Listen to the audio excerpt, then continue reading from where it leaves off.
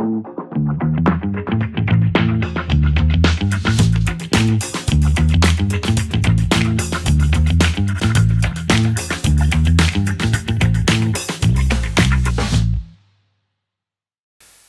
καλησπέρα. Καλώς ήρθατε στο δεύτερο επεισόδιο αυτής της εκπομπής. Έφερα την professional skincare φαρμακοποιό νούμερο 1 των Ιωαννίνων που θα μας... της Ελλάδας, που θα μας απαντήσει στο skincare. Ερωτήσεις που μου κάνετε μέσα στο φαρμακείο και γενικές ερωτήσεις που έχετε με τα καλλιτικά, με το Korean Beauty και με όλα τα παραμφερή. Πάμε να σας παρουσιάσω τη Χρύσα Μίτσιου. Είναι και αδερφή μου και έχουμε συνεργαστεί σε πάρα πολλά project και είναι σήμερα εδώ να μας απαντήσει σε πάρα πολλές ερωτήσεις. Χρύσα, καλησπέρα. Καλησπέρα, Γιάννη. Πώς αισθάνεσαι που ήρθες? Υπέροχα. Υπέροχα. Άγχος καθόλου? Εννοείται πάρα πολύ. Πάντα έχω.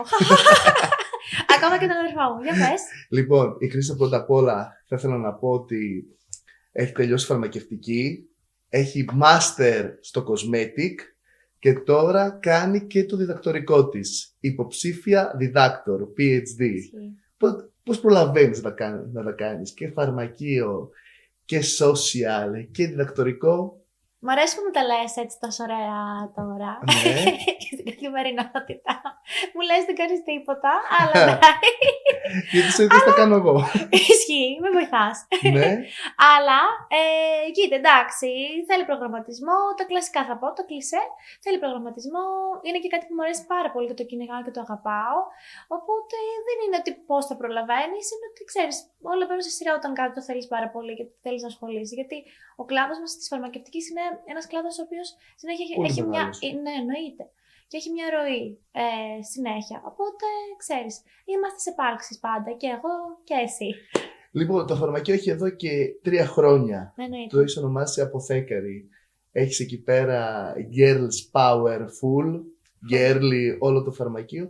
Πώς από ένα μικρό φαρμακείο το έχεις εξελίξει να είναι το νούμερο 1 skincare σημείο της Υπήρου, θα πω. Γιατί έχω μάθει ότι στέλνεις και πολλά mystery box.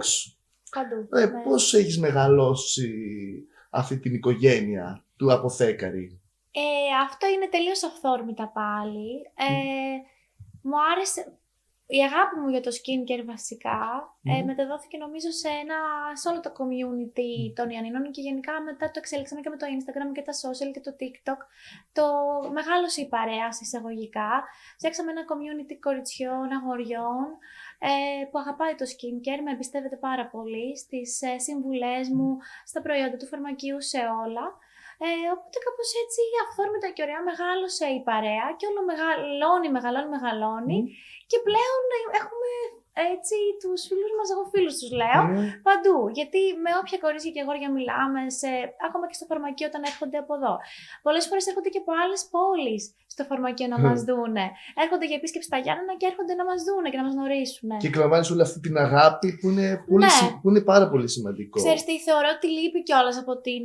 Όχι δεν θα πω από την αγορά, αλλά γενικά κάποιο, ξέρεις, έναν επαγγελματία, έναν φαρμακοποιό να μιλήσει για το skincare έτσι λίγο πιο απλά. Πιο απλά, ναι, να καταλάβει τις ανάγκες του άλλου και με απλά βήματα να τον ενημερώσει, αλλά με ένα ωραίο girly τρόπο όπως το κάνουμε και εμείς. Οπότε γι' αυτό έτσι έχουμε φτιάξει την παρεούλα μας και συνεχίζουμε. Λοιπόν, τι είναι αυτό που σε τράβηξε περισσότερο στο χώρο του φαρμακείου για να ασχοληθείς με το skincare? Από μικρό παιδί, όπως και εσύ, πάντα βοηθούσαμε στο φαρμακείο τη μαμά, εννοείται, και τον μπά μας. Μου άρεσαν πάρα πολύ γενικά το τμήμα των Παρασκευών, ό,τι έχει σχέση με αυτό και με τα νέα καλλιτικά προϊόντα, ναι. Και γι' αυτό μετά είπα να το εξελίξω να κάνω το μεταπτυχιακό όταν πήγα στην Αγγλία, με τα cosmetics και την χημεία πάνω από τα καλλιτικά. Δούλεψα και σε αυτό, οπότε ξέρεις, Μπήκες κατευθείαν στο τρυπάκι Ναι. αυτό να ασχοληθείς. Να ασχοληθώ. Και επειδή τα ξέρω πλέον και εκ των έσω από τη βιομηχανία, το τι συστατικά χρησιμοποιούνται, για ποιους σκοπούς χρησιμοποιούνται, ποιες ανάγκες έχουν οι καταναλωτές, ποιες ανάγκες πρέπει να καλύψουμε εμείς ως επαγγελματίες και ως άνθρωποι που φτιάχνουν τις φόρμουλες. Κάπως μπήκα σε όλο αυτό το. Και είναι η ζωή μου πλέον. Δηλαδή σκέφτομαι. Γι' αυτό κιόλας, πώς έχει αλλάξει η προσέγγιση του κόσμου στη φροντίδα του δέρματος τα τελευταία χρόνια. Δηλαδή, εγώ το βλέπω κιόλας σαν νέος φαρμακοποιός, ρε παιδί μου, ότι η ανάγκη του κόσμου για να φροντίσει το δέρμα του, δηλαδή και που βλέπουμε κιόλας ότι έχουν αρχίσει και περισσότεροι να χρησιμοποιούν το αντιλιακό τους ή να χρησιμοποιούν μια κρέμα που και οι άντρες δεν έβαζαν καθόλου τίποτα. Δηλαδή πώς έχει αλλάξει τα τελευταία χρόνια όλο αυτό?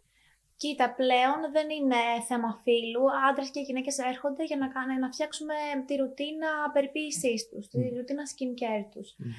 Και άντρες και γυναίκες. Το αντιλιακό έχει μπει full στην καθημερινότητα, και ακόμα και χειμώνα και καλοκαίρι. Και πλέον παρατηρώ ότι δεν έρχονται στο φαρμακείο για συγκεκριμένα brands.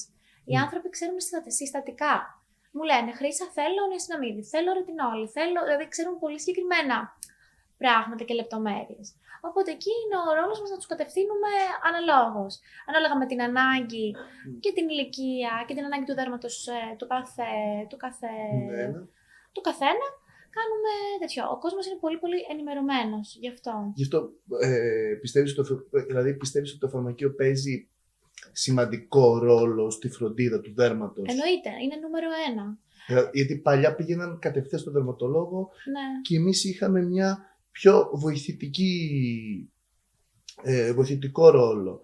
Πλέον ότι βλέπω ότι στα τελευταία χρόνια ότι ο κόσμος απευθύνεται κατευθείαν στο φαρμακοποιό. Πώς έχει αλλάξει αυτά τα τελευταία χρόνια? Έχει αλλάξει πάρα πολύ, γιατί ο κόσμος είναι πολύ ενημερωμένος, όπως είπα και πριν. Σίγουρα θα πάει σε όλα τα κανάλια που μπορεί για να χτίσει ρουτίνες κτλ. Και έρχεται στο φαρμακείο και θέλει, ξέρεις, μια εξατομικευμένη φροντίδα, σωστή, με την σωστή συμβουλή και κατεύθυνση. Εννοείται. Γι' αυτό τώρα θα ήθελα να σε ρωτήσω, ποιο είναι το μεγαλύτερο λάθος που βλέπεις σε μια ρουτίνα, άντρες ή γυναίκα? Το μεγαλύτερο λάθος είναι ότι χρησιμοποιούν. Βασικά υπάρχουν πολλά λάθη. Το μεγαλύτερο που βλέπεις που κάνει μπαμ είναι ότι πάνε, χρησιμοποιούν πολλά προϊόντα μαζί. Και δηλαδή μπορεί να χρησιμοποιούν και 10 προϊόντα μαζί. Επειδή και το K-beauty τώρα έχει μπει, είναι πολύ σαν trend.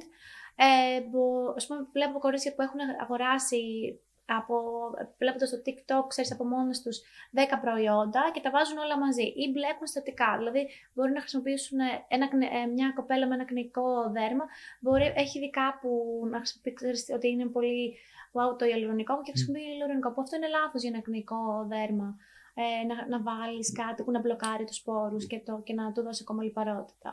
Οπότε το ένα είπαμε ότι είναι ότι χρησιμοποιούμε πολλά συστατικά και προϊόντα μαζί που δεν πρέπει, ή ότι μπλέκονται λάθος συστατικά μαζί. Ή και ότι παρουσιάζονται πάρα πολύ από τα social και το TikTok. Ναι, υπάρχει μια παραπληροφόρηση. Λέμε ότι ο κόσμος είναι πολύ πληροφορημένος αυτή τη στιγμή σχετικά με συστατικά, με το skin και με την περιποίησή του, αλλά υπάρχει και παραπληροφόρηση. Εννοείται και το βλέπεις καθημερινά στο φαρμακείο. Εγώ το βλέπω π.χ. κιόλας, γίνεται ένα προϊόν τάση και θα έρθει π.χ.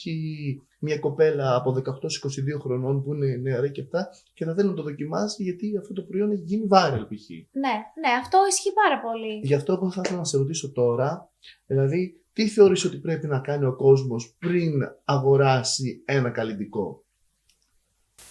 Προφανώς να κάνει ένα μικρό search και κριτικές και τα λοιπά, αυτό ναι, που το κάνουμε όλοι, αλλά εγώ θεωρώ ότι πρέπει να καταλάβει την ανάγκη του δέρματός του. Ναι. Αρχικά. Να ξεχωρίσει και την επιδερμίδα του, άμα είναι μεικτή, λιπαρή. Να καταλάβει την ανάγκη. Ναι. Δηλαδή, είναι ξηρό το πρόσωπο, δηλαδή έχω κάποια ξεφλουδίσματα σε κάποια σημεία, έχω αρκετή λιπαρότητα, το πρωί, το μεσημέρι που γυρίζω από τη δουλειά, το απόγευμα, έχω ακόμα λιπαρότητα, έχω λιπαρό δηλαδή πρόσωπο. Να καταλάβει αυτό το βασικό. Και μετά θα έρθει στο φαρμακείο ή θα μας στείλει ένα μήνυμα, ξέρεις, σε εμάς, για να δούμε ακριβώς τι χρειάζεται.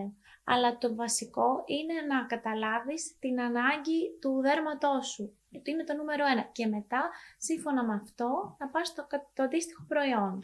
Υπάρχουν και πάρα πολλά συστατικά τώρα που... Ναι. Που θα ήθελα να πω ότι έχει πάρα πολύ παραπληροφόρηση. Ναι. Δηλαδή με τη βιταμίνη Α, με τις ρετινόλες, με τη ρισβερατρόλη, με την μπουκαθιόλη.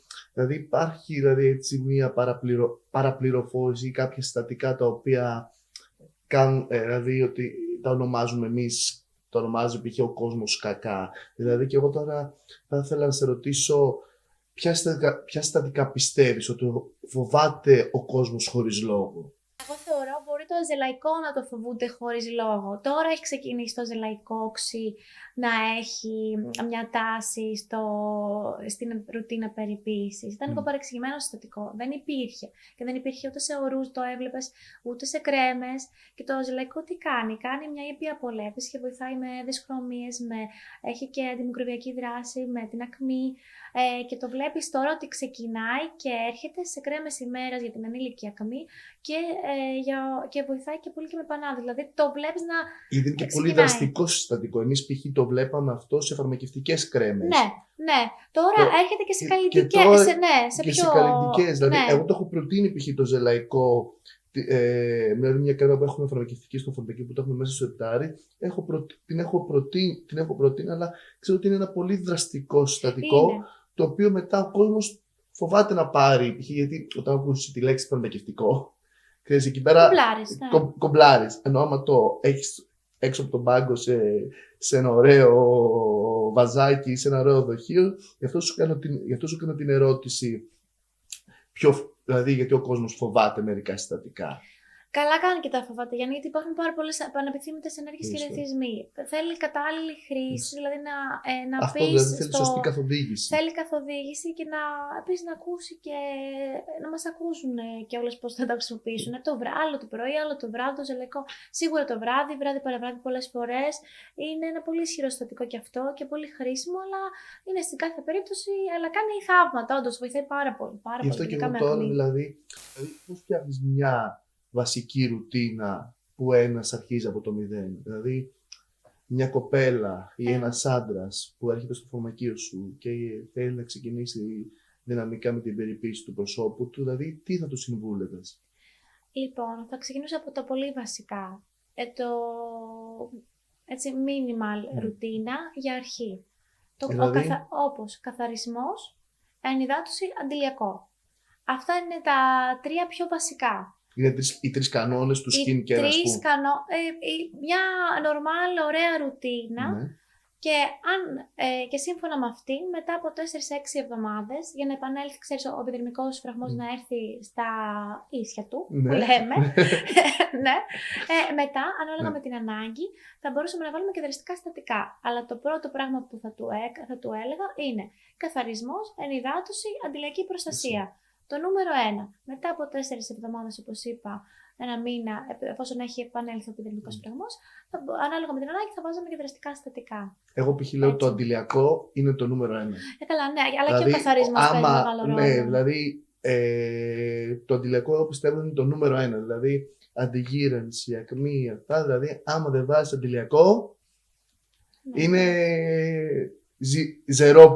ζερό που λέμε. Εννοείται, είναι το νούμερο anti-aging. Γι' αυτό εγώ λέω και αντιλιακό και το χειμώνα. Εννοείται, πάντα. Ακόμα και το απόγευμα το χειμώνα. Ναι. Εννοείται. Γιατί πολλοί πιστεύουν ότι το χειμώνα, γιατί δεν έχει ήλιο έξω, άρα δεν έχω ακτινοβολία, δεν έχω ήλιο, δεν καίγομαι, άρα πώς το αποφεύγουν το αντιλιακό. Γι' αυτό και εγώ εδώ θα ήθελα να σε ρωτήσω τι αλλάζει στη ρουτίνα μεταξύ χειμώνα και καλοκαιριού. Το αντιλιακό μένει πάντα ίδιο. Αυτό το ξέρουμε. 100%. Το αντιλιακό μένει το ίδιο. Απλώς θα έλεγα και θα συμβούλευα οι υφές των προϊόντων που χρησιμοποιούμε. Είναι άλλες το χειμώνα και άλλες το καλοκαίρι. Το χειμώνα ο καιρός είναι πιο κρύος. Οπότε θέλουμε το δέρμα να γίνεται λίγο πιο ξηρό. Οπότε θέλουμε λίγο μεγαλύτερη ενυδάτωση.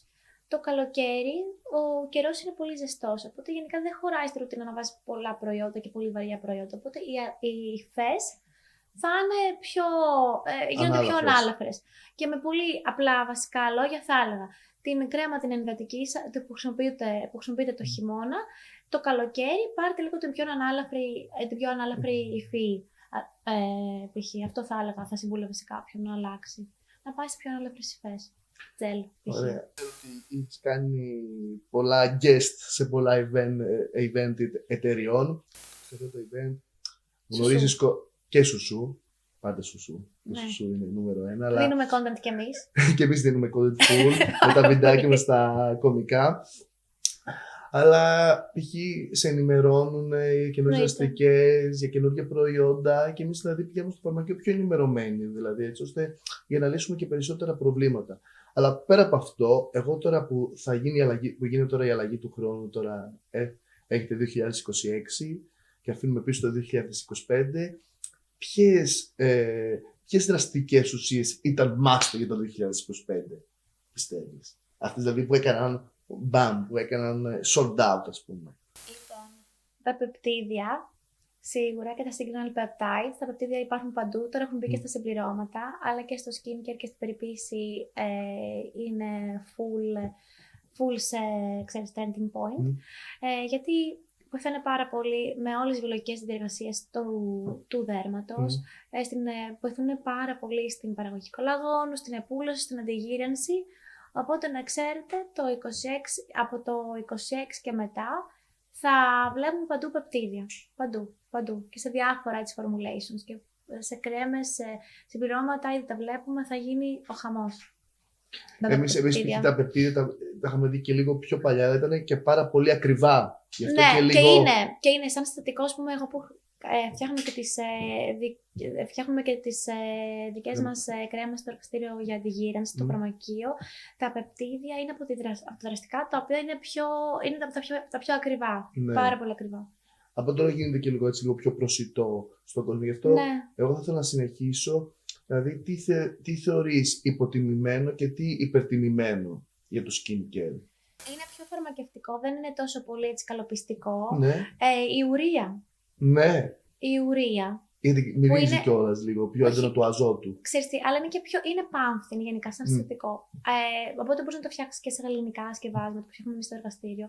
Αλλά και στο εμπόριο μπορείς να βρεις κρέμες με ουρία και βοηθάνε τόσο πολύ και ανάπλαση του δέρματος και την εξόρροπηση του επιδερμικού φραγμού σε δέρματα με έξαιμα, ενοχλημένα. Σε διαβήτη, είναι τέρμα αναπλαστικές αυτές οι κρέμες και βοηθάνε πάρα πολύ και κάνουν μια ήπια απολέπιση ανάλογα με τη συγκέντρωση της ουρείας.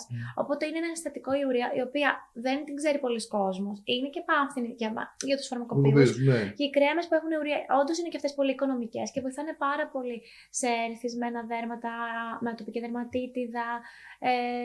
Είναι ανάλογα με τη συγκέντρωση, 10% με 40% κάνει θαύματα στο ερυθισμένο δέρμα. Εγώ πιστεύω και όσοι δεν την προτιμούν και όλες οι εταιρείες και αυτά, γιατί είναι ένα συστατικό το οποίο μυρίζει.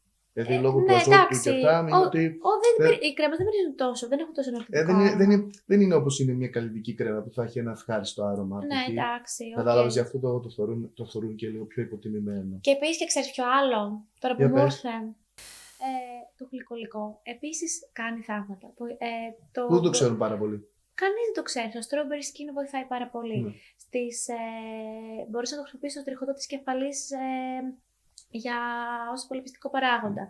Στις μασχάλες, ακόμα και στις φτέρνες, το γλυκολικό είναι ένα συστατικό το οποίο είναι τελείως υποτιμημένο και όντως θέλει καθοδήγηση να το χρησιμοποιήσεις. Αυτό ναι. Και υπερτιμημένο. Υπερτιμημένο, εγώ θα πω και ας με κράξουν μετά τη βιταμίνη. Στα σχόλια από κάτω. Όποιος θέλει, δεν ξέρω αν θα μας δουν. Κράξτε λίγο από κάτω. 1-2, η μαμά και ο μπαμπάς μόνο. Και οι φίλοι μου. Αλλά για εμάς τους λίγους λοιπόν θα το δούμε. Βιταμίνη C.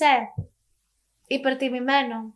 Δεν μ' αρέσει, δηλαδή δεν ξέρω, κάπως ενώ όλοι παθαίνουν σοκ, τη βλέπουμε σε κρέμες για μαύρους κύκλους κτλ. Εν τέλει εγώ βλέπω ότι δεν κάνει και καμιά τρομερή, σε όποια formulation το έχω δει, και καμιά τρομερή, ξέρεις, σε λεύκανση να έχει πάρει μαύρος κύκλος από κάποιον. Θεωρώ ότι σαν έτσι λευκαντικούς παράγοντες υπάρχουν πολύ καλύτεροι. Και επίσης είναι και πολύ ερεθιστή. Δηλαδή πρέπει να βρεις και το προϊόν που έχει σταθεροποιημένη βιταμίνη C ώστε να μην εξουδωθεί. Δηλαδή έχει γενικά πολλά προβλήματα και στα προϊόντα, οξυδώνεται. Αυτό που λέγω π.χ. στις πελάτησες μου κιόλας είναι ότι να ελέγχουν ότι είναι αυτό το πείραμα π.χ. με το ιόδιο. Βάζεις π.χ. 5 σταγόνες ιωδίου σε ένα ποτήρι με νερό. Βάζεις π.χ. και 3-4 σταγόνες από το νερό της βιταμίνης C και βλέπεις π.χ.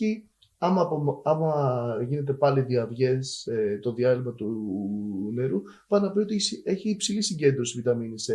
Πολλοί όροι δεν τον αποχρωματίζουν καν. Πολύ λίγοι όροι του εμπορίου π.χ. Ναι. Ότι παίρνεις π.χ. έχεις πληρώσει 20 ευρώ έναν ωρό βιταμίνης C, που 20 ευρώ είναι πολλά για έναν ωρό και δεν ανάγει καθόλου το όπως το λένε τα ιόντα ιωδίου, που πάνε να πει ότι ο ορός έχει κάτω από 1% βιταμίνη C. Τα περισσότερα προϊόντα είναι προβληματικά, δεν είναι και τόσο δραστική. Επίσης είναι και πολύ ερεθιστική για πολλά δέρματα. Ένα άτομο με ροδόχρου δεν μπορεί να τη χρησιμοποιήσει. Γι' αυτό όπως επαναφέρω μετά εκεί πέρα με την συναμίδη, ότι είναι συναμίδη, θα κάνει καλύτερο. Θα κάνει πολύ καλύτερο ρόλο της βιταμίνης C, κατάλαβες. Εντάξει, ναι, διαφορετικά. Διαφορετικές δράσεις, απλά σου λέω ότι είναι υποτιμημένο, κατάλαβες. Ναι, είναι. Αλλά τη βάζουν παντού και η συναμίδη είναι πολύ καλό συστατικό, γιατί όντως κάνει και αυτό αμυμορφωτό, χρησιμοποιείται για το αμυμορφωτό, αντιφλεγμονώδη δράση και αυτό. Αλλά πολλές φορές το βλέπουμε σε φόρμουλες, σε προϊόντα, με λάθος ποσοστά, δηλαδή βάζουν πολύ μεγάλα ποσοστά νιασιναμίδης σε. Κατάλαβα, ναι. Ναι, με αποτέλεσμα να ρυθίζει το δέρμα, αλλά θέλει και αυτή η προσοχή. Πάντα θέλει προσοχή και να έχουμε και κάποιον, ναι. κάποιον επιστήμονα υγείας έτσι ώστε να μας κατευθύνει. Γιατί μιλάμε τώρα για δραστικές ουσίες. Ένα skincare girl σαν εμένα. Λοιπόν, όχι τώρα, γιατί είσαι και full ενεργή στα social. Ποια τάση θα ήθελες να εξαφανιστεί από TikTok? Δηλαδή με το skincare, ας πούμε, παιδί μου πάνω, που είσαι ειδική. Δηλαδή, ποια τάση θα ήθελες να εξαφανιστεί, να πεις ότι αυτή δεν υπάρχει. Θα ήθελα να εξαφανιστεί. Δηλαδή που το βλέπεις και βάζεις χεράκι dislike.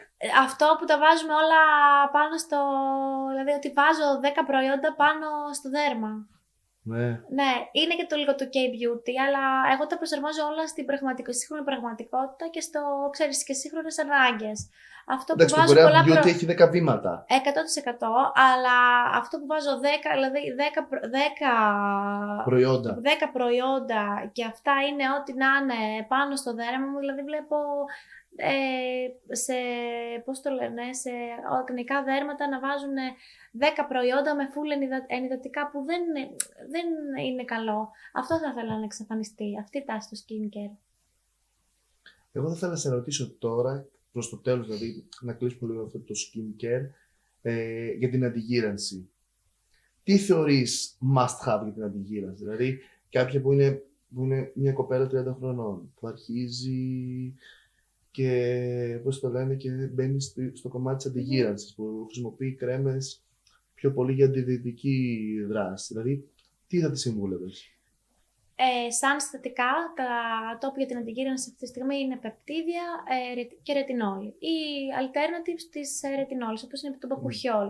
Π.χ. το μπακουχιόλ είναι πολύ ωραίο, κρέμες που έχουν και ορί που έχουν μπακουχιόλ μέσα. Κάνουν πολύ δουλειά χωρίς να είναι αριθμιστικά. Είναι πολύ χωρίς και να έχει φωτοευαισθησία. Ακριβώς, ναι. Χρησιμοποιούνται πρωί και βράδυ και κάνουν αντιγύρανση, σφρίγγυλα δέρμα και χάνουν και λάμψη. Είναι πολύ ωραίο συστατικό. Γιατί εντάξει, έχει και το safety που πρέπει να έχει και κάνει και τη δουλειά που πρέπει να έχει. Και ποιος είναι ο μεγαλύτερος ο μύθος στην αντιγύρανση? Δηλαδή, αυτό που λες τώρα που έχετε πελάτη σας στο φαρμακείο, μιλάτε για αντιγύρανση και σου λέει αυτό το μύθο και λες πάλι, τι ακούω πάλι. Ότι χρησιμοποιώ μόνο την κρέμα μου πρωί και βράδυ, μόνο το πρωί. Αυτό είναι μύθος. Βάζουμε στην ρουτίνα μας και τα σέρουμ, τα οποία είναι πολύ δραστικά. Τα βάζουμε πρωί και βράδυ. Αυτά τα σέρουμ έχουν πιο εμπλουτισμένα ενεργά συστατικά μέσα και έρχεται η κρέμα αντιγύρανσης που βάζουμε ώστε να κλειδώσει, ξέρεις, και την υγρασία αλλά και τα συστατικά που έχουν απορροφηθεί από το σέρουμ. Επίσης ένα τεράστιο μυστικό που θα το αποκαλύψω τώρα, γιατί τα λέω, ξέρεις, καθημερινά στο φαρμακείο. Ναι. Βάζουμε σέρουμ και κρέμα και στο λαιμό, αν θέλουμε τα μέγιστα αποτελέσματα στην αντιγίγανση, και στα χέρια. Αυτό. Το κάνουμε πρωί και βράδυ και συνεχίζουμε. Εγώ τώρα, γιατί βγαίνω έτσι στο αποθέκαρι και ψαρεύω τα αποθέκαρι girl και μου είπαν ότι θέλουν σουσού. Μόνο σουσού θέλουμε στο φαρμακείο. Για πες. Γιατί και στα event μόνο σουσού κάνουμε. Σουσού και αυτά. Ναι. Είσαι μία από τις μεγαλύτερες Instagram προφίλ του αποθέκαρι, έχει φτάσει κάπου στις 12-13 χιλιάδες followers και αυτά, με ένα μεγάλο community, με μεγάλο engagement. Δηλαδή, πώς νιώθεις ότι καμιά φορά μπορούν να σε αντιγράψουν π.χ.? Αυτή είναι πολύ σουσουδίστικη ερώτηση, αλήθεια είναι. Ήθελα να το κάνω στην αρχή. Ναι. Κοίτα, στην αρχή με πείραζε, γιατί έλεγα εντάξει, τώρα τι γίνεται εδώ. Στην αρχή όντως με ενοχλούσε, αλλά μετά κατάλαβα ότι ξέρεις, είμαστε σε μια πολύ ελεύθερη αγορά και ο καθένας κάνει τα δικά του.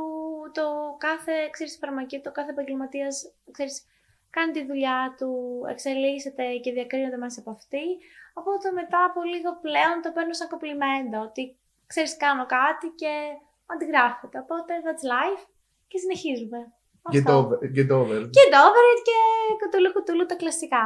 Θα πιω το τσάι μου, θα πάω τα σουζού με το αποθέκαρι γκέλς και έτσι, εντάξει, δηλαδή δεν μπορείς να κάνεις κάτι. Παρθενογέννηση προφανώς δεν υπάρχει. Εμπνεόμαστε όλοι από όλους, αλλά... Και από ξένους δημιουργούς και αυτά. Εννοείται, μόνο positive και good vibes. Εγώ είναι από full το μότο μου αυτό, γιατί έτσι κάνεις και ωραία επιδερμίδα και μόνο έτσι για να χαμογελάς και να είσαι έτσι χαρούμενος και ωραίος. Ξέρεις, ομορφιά εκ των έσω και μετά βάζεις κρέμα σου, κάνεις το skincare σου και είσαι πανέμορφος. Αυτό είναι το μυστικό. Τώρα, φτάνοντας προς το τέλος, θα ήθελα να σε ρωτήσω, γιατί έμαθα ότι ξεκίνησες από φάρμαση Πανοπούλου και βλέπω ότι τώρα αυτό μετανομάστηκε σε φάρμαση Πανοπούλου και Μίτσπλους και βλέπω ότι πηγαίνει πιο γρήγορα από σένα και έμαθα ότι έφυγες από εκεί. Πώς αισθάνεσαι ότι από εκεί που έφυγες έχουν αρχίσει τώρα και σε ξεπεράνε σε followers? Κάνω όμως διαφορετικό content.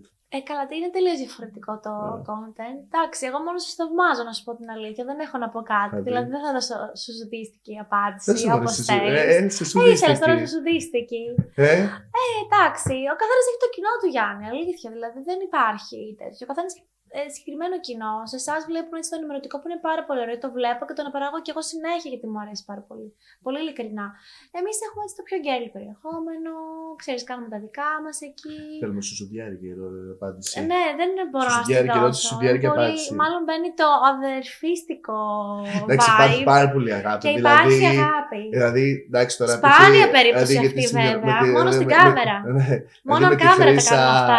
Ναι, on κάμερα πάντα. Μετά πίσω από πάντα υπάρχουν εντάσεις, τσακωμούς και αυτά. Απλά γιατί δουλεύουμε σε πολλά project μαζί. Ναι. Πάντα θα υπάρχουν εντάσεις, δηλαδή, αλλά αυτό που έχουμε καταφέρει, που έχεις καταφέρει εσύ και μας έχεις ανοίξει. Και έχεις ανοίξει τον δρόμο και ακολουθούμε εμείς από πίσω. Εσύ ανοίξεις τώρα. Εγώ ακολουθώ. Όπως σου λες, όπως είπες στην αρχή. Εγώ θα ήθελα να σε ρωτήσω τώρα όμως, πώς αισθάνεσαι που μας αντιγράψεις καμιά φορά στα ενημερωτικά? Να σε ρωτήσω κάτι. Υποσχέθηκα σουσουδιάρικες ερωτήσεις από Θέκαρη Girls. Εννοείται. Εγώ θα πω ότι... Τι με ρωτά, πώς δεν έχεις... Στην αρχή αντιγράφαμε. Ναι. Στην αρχή αντιγράφαμε. Μετά που σε ξεπεράσαμε, μαζί με αντιγράφεις εσύ. Μπορεί να δεν αντιγράφει κανέναν. Ο καθένας κάνει τα δικά του. Εντάξει. Δηλαδή, οκ. Και καταρχάς δεν υπάρχει παρθενογένεση. Δηλαδή, αυτό που είπα και πριν. Στην αρχή, το πίνεις λίγο με το ζουμί σου, θα τα αντιγράφουν και κάτι έγινε. Δηλαδή, δεν έχει, δηλαδή δεν ανακαλύψαμε. Δεν πήραμε βραβείο Νόμπελ για κάποια. Εντάξει, εγώ ασχολούμαι με το τελευταίο. Εγώ αυτό θέλω να πω. Ότι και εγώ τώρα π.χ. σε ένα βιντεάκι που να με αντιγράφουν το χιουμοριστικό. Δηλαδή, και εγώ γέλασα. Δηλαδή, δεν θα κάτσω να πω τώρα. Δηλαδή, που το κάνανε ένα άλλο φαρμακείο από άλλη πόλη που απέχουμε και 1000 χιλιόμετρα από αυτή την πόλη. Κοίτα, δηλαδή, εντάξει, είναι αστείο γιατί... Εμένα μου αρέσει πάντως π.χ. να με αντιγράφουν και να βλέπω και άλλες ιδέες, π.χ. από άλλους συναδέλφους και να έχουμε ένα ωραίο community και να μην βγάζουμε αυτά τα bad vibes. Μου πήρες την ιδέα, μου πήρες αυτό, μου πήρες το άλλο, μου πήρες εκείνο. Δηλαδή, πιστεύω γιατί ο καθένας δουλεύει με τον κόσμο του και αυτά. Όταν ένα άλλο φαρμακείο μπαίνει στη διαδικασία να κλέψει εισαγωγικά, να πάρει το content σου και να το δημιουργήσει λίγο κάπως αλλιώς ή κάπως διαφορετικά και να κάνει κάτι καλύτερο, εγώ το θαυμάζω. Ο ένας εμπνόμαστε από τον άλλον και that's it. Χαμογελάμε. Αυτό, γιατί αυτό που σας είπα πριν. Όλα ξεκινάνε από μέσα, μια λαμπερή επιδερμίδα, ένας πολύ ωραίος υγιής οργανισμός, είναι και καλά μέσα του. Δηλαδή, αφήνουμε τα bad vibes και τις αρνητικές σκέψεις έξω από εμάς, φοράμε το χαμόγελό μας, βάζουμε τα καλά μας και συνεχίζουμε. Δηλαδή, αυτό, η αγένεια και bad vibes δηλαδή, δεν θα σε πάνε ποτέ μπροστά. Δηλαδή, είναι αυτό. Αγάπη, κάνεις ρητίδες. Δηλαδή, δεν γίνεται. Ρητίδες έκρουσες, παιδιά. Αυτό, ασχημένεις. Οπότε ας τα αφήσουμε έξω από αυτό. Σε εμάς δεν μας αφορούν και είμαστε μια χαρά. Χαμογελάμε και συνεχίζουμε. Απάντησες και στις δύσκολες ερωτήσεις. Εννοείται. Λίγο διπλωματικά. Good vibes only. Μόνο. Εγώ τώρα στο τέλος θα ήθελα να σου πω, αποθέκαρη για σένα τι είναι? Το αποθέκαρη για μένα είναι κάτι παραπάνω από ένα φαρμακείο.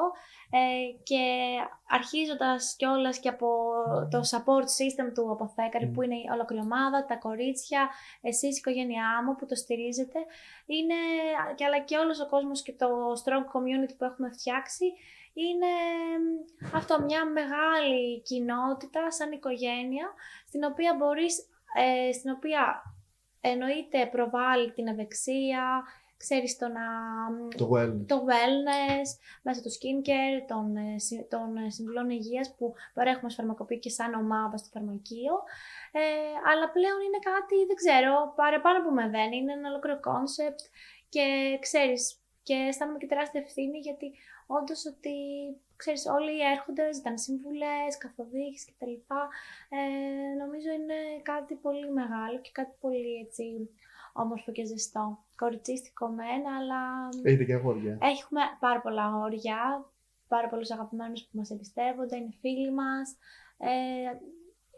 Και γι' αυτό και όλες έχουμε κάνει, σε αυτό δεν αναφέρθηκα, έχουμε κάνει και τόσο και έχουμε πάρει μέρος σε τόσο πολλά wellness retreats και events, γιατί Θεοδώρα Μπάρδα. Ναι, η Θεοδώρα μας στηρίζει πάρα πολύ πάντα και εννοείται αγαπάμε οτιδήποτε κάνει και η Θεοδώρα. Και γιατί είναι wellness instructor, είναι Pilates instructor και αγαπάμε. Ναι. Εγώ θεωρώ σαν χρήσα και αυτό προσπαθώ να μεταδώσω μέσω του φαρμακείου και μέσω και των social του φαρμακείου ότι το να είμαστε καλά και να νιώθουμε καλά είναι συνοθήλευμα πολλών. Εννοείται κάνουμε σωστό skincare, παίρνουμε τα σωστά συμπληρώματα, αλλά εννοείται ότι είναι συνδυασμός διατροφής και άσκησης. Και εννοείται όλα αυτά, ναι. Θετικών σκέψεων, όπως είπαμε και πριν, positive vibes, γιατί. Good vibes. Good vibes only. Όντως όχι μόνο για τις ρητίδες που χρησιμοποιήσουμε και δεν τις θέλουμε. Ναι. Τις θέλουμε και αυτές, ξέρεις, είναι part of aging. Είναι. Εννοείται, όμως τις κάνουμε λίγο αργότερα, ρε παιδί μου. Ναι, εντάξει. Είναι το συνεθήλευμα αυτών.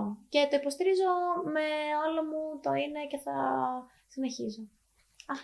Αυτά. Παιδιά, ήταν η Χρύσα Μίτσιου. Πάμε λίγο.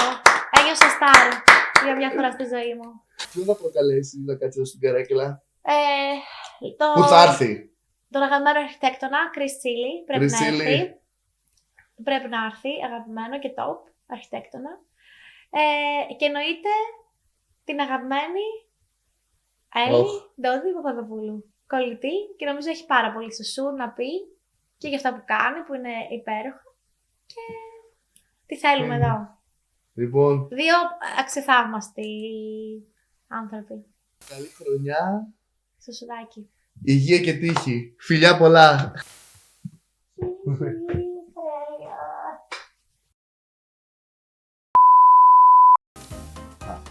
Ποιο είναι το μεγαλύτερο λάθος που βλέπεις να κάνουν οι άνθρωποι στη ρουτίνα τους? Οι άνθρωποι ξυπνάτε. Εμένα θα κοιτάς, εμένα κοιτάς, δεν κοιτάς. Εμένα κοιτάς, φτύσιμο με να πιάσεις. Ναι, πάμε λίγο. Πάμε στην εισαγωγή. Τι, θέλεις να παίζεις μουσικούλα από πίσω? Δεν γίνεται, με τα μικρόφωνα. Έλα Τζόνι μου. Πάμε, ναι. Μια βασική ρουτίνα. Ποιες δραστικές ουσίες θεωρείς Must. Άλλη μια. Όπα, το μαντιάζω. Ωραία. Θεωρώ την Ιασιναμίδη με την άποψη. Είναι και υπερτιμημένη. Δεν μπορώ να το προεξηγήσω καλά.